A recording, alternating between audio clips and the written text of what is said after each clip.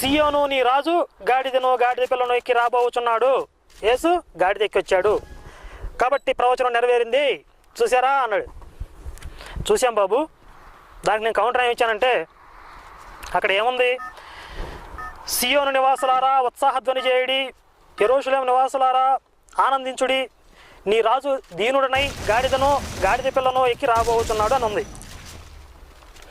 అప్పుడు నేనేమన్నానంటే బాబు అక్కడ ప్రవచనం నెరవేరింది అని చెప్పాలంటే సియోను పట్టణానికి రాజు అవ్వాలి, యెరూషలేము పట్టణానికి యేసు రాజు అవ్వాలి, అప్పుడు ప్రవచనం నెరవేరినట్లు. గాడిద మీద ఎక్కువ వస్తేనే ప్రవచనం నెరవేరిందంటే చాలామంది రోజు గాడిదల మీద ఎక్కువ వస్తారు. సియోను పట్టణానికి ఆ రోజుల్లో అందరూ గాడిదల మీద ఎక్కువ వచ్చేది. ఇంత చిన్న కామన్ సెన్స్ లేకపోతే ఎలా అన్నయ్య అని చెప్పి ఆ డిబేట్లో కౌంటర్ చేశాను.